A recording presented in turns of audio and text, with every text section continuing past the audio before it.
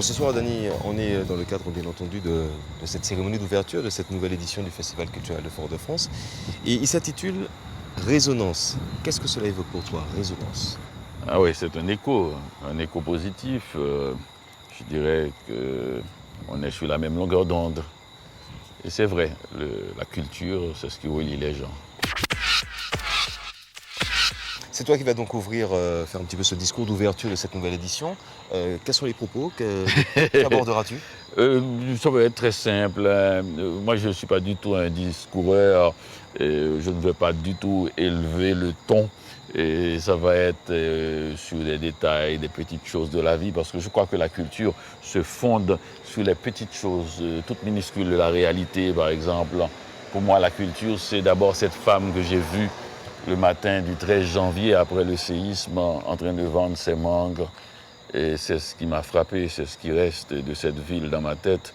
Comment, après un séisme qui a brisé une ville, peut-on rester debout assez pour ouvrir son commerce à 11 h du matin? Bon, elle l'a fait tout simplement parce qu'elle ne pouvait pas faire autrement. Il fallait faire vivre sa famille.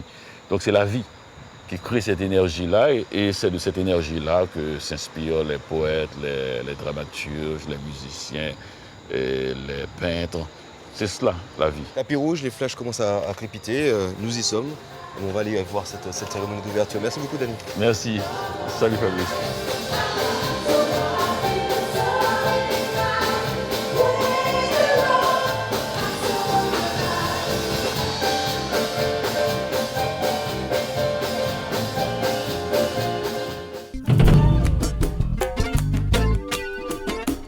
C'est pour ne pas oublier les luttes menées par Amilcar Cabral qu'Aimé Césaire a donné son nom à ce boulevard. Amilcar Cabral, première personnalité mise à l'honneur par le Cénacle, est un militant historique incontournable.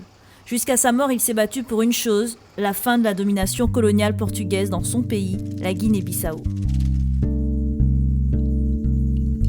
Un combat qu'il a pu exporter, notamment avec la création de son parti africain de Guinée des îles du Cap-Vert, un parti légitimé en 1972 et qui a joué un rôle capital dans la construction de la pensée d'une génération d'intellectuels martiniquais. Le 20 janvier 1973, Amilcar Cabral est assassiné par des membres de son propre parti. 6 mois après, ce pourquoi il s'est toujours battu arrive enfin, la Guinée-Bissau devient indépendante.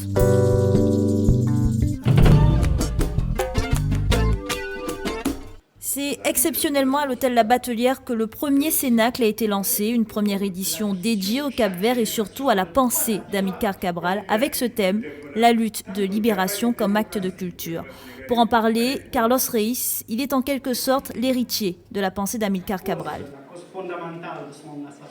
L'importance, la question de la liaison, l'articulation entre l'identité aux défense des valeurs culturelles d'une communauté, d'un pays déterminé, et l'ouverture pour les valeurs de l'universel.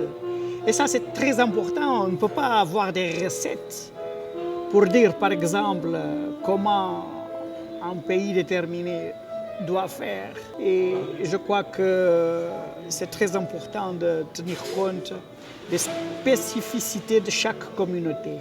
C'est ça qui rapporte au dicton africain que l'eau de la chaudière de mon voisin ne peut pas cuisiner mon riz.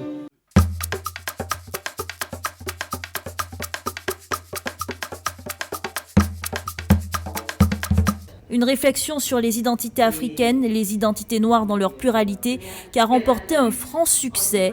Les échanges étaient parfois très vifs.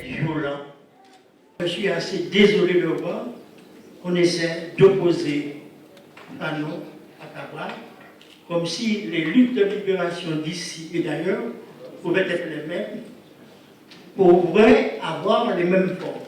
Un constat, ce débat autour de la lutte de libération selon Amilcar Cabral a plu, et en particulier à l'invité d'honneur du Cénacle, la veuve d'Amilcar Cabral. C'est émouvant, c'est très émouvant pour moi. Et surtout, voilà, j'étais stupéfaite avec ce petit jeu, des questions sur Cabral et tout le monde savait. C'est incroyable, hein? C'est incroyable.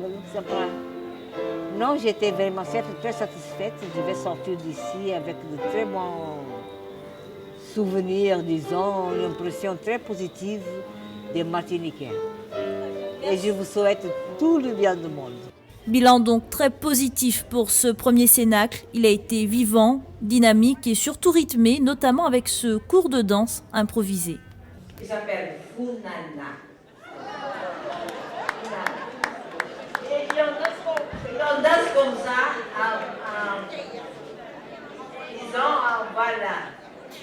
Avec le corps, on fait pas mal de choses, les jeunes dansent bien. Petit aperçu de ce qu'est vraiment le Funana avec cette image prise sur le vif.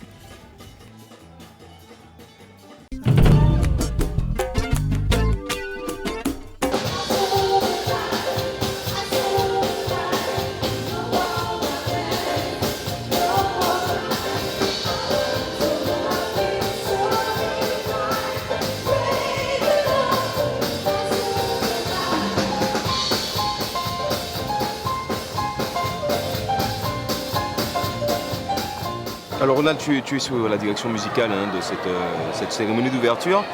Est-ce que ça a été facile de faire ce travail? Déjà cette continuité sur les musiques anciennes à ces nouvelles générations. Comment s'est passé un petit peu le travail avec ces jeunes?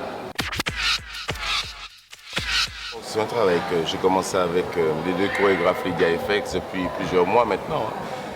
Ça a commencé par une étude assez approfondie de la vie du docteur Aliker, les événements qui ont marqué sa vie, ses voyages, ce qu'il aime, ce qu'il n'aime pas, tous ces petits détails-là.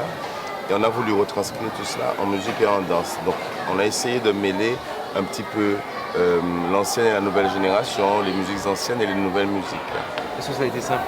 Non, c'est un travail très compliqué puisque c'est aussi l'occasion de confronter un petit peu ses connaissances et de se remettre en question.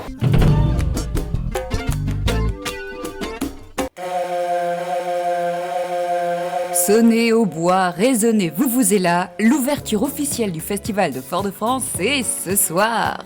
Une fête, il y aura de la passion, de la précision.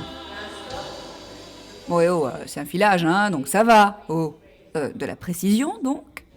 De l'émotion. Du glamour. Et nous aussi, nous avons notre arme fatale glamour, Fabrice Théodore.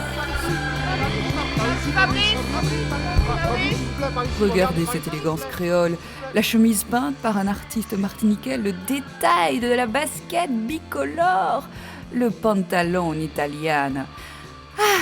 Vous l'aurez compris, cette 39e édition du Festival de Fort-de-France, c'est carrément... Festival Foya, c'est à joie, c'est pour chanter plus en tout. Oh yeah! Un show à l'américaine, je vous dis. N'est-ce pas, Ludie? Demain soir, ce sera Broadway, ce sera Broadway. Vous voyez.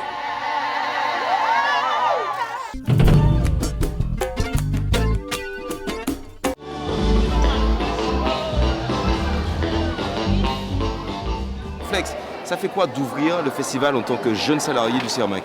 Ça fait du bien d'ouvrir ça. D'une part, on aurait dit que c'est une reconnaissance de voir que par rapport au boulot qu'on fait durant l'année avec des élèves, qu'on nous permette qu'on puisse montrer le travail, pas forcément le travail d'atelier, mais le travail de création, le travail de jeunes chorégraphes, pour donner une force, nous donner une force. Ouais. Alors on le voit, ces enfants, alors que face à eux, à l'ICAR, 103 ans, il y a quand même un sacré chose. Il y a un vrai décalage. Et bon, même s'ils n'ont jamais connu l'histoire même d'Aliker, justement, ça a été le moment d'en parler. Donc, bien sûr, avant de commencer les répétitions, j'en ai un peu parlé pour bien savoir que bon, c'est quand même pour une grande personnalité qu'on fait l'ouverture. Donc, au moins de donner les moyens qu'il faudra techniquement et émotionnellement pour même si se retrouver là-dedans, quoi.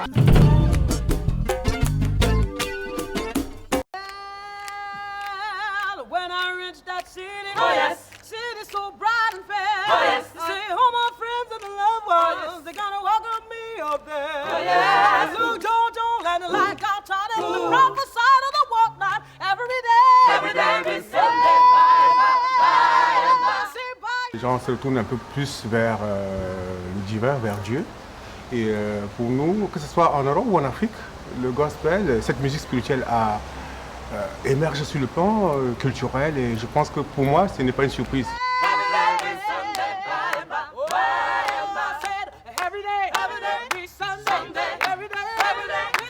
Alors le répertoire démol, d'abord essentiellement du gospel, puisque c'est ce qui nous a permis d'avoir un certain niveau aussi vocal.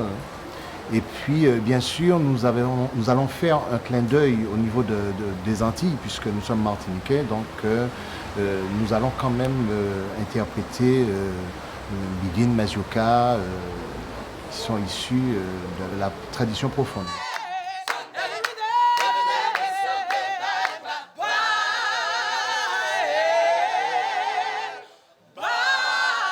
Déchirer swing of gospel. Sans problème. C'est pas à manquer, hein, sinon tant pis pour vous. Il y aura du chant. Ouais, ça va déchirer, comme on dit. Le coup de projecteur du MAG, c'est ce dimanche à 4h du matin, le glissé-roulé. Il partira du parc Aimé-Césaire en direction du boulevard Amilcar Cabral. Et surtout à ne pas manquer à 17h30, le Cénacle Bord de Baie. Le thème demain soir, ça sera autour de la salsa.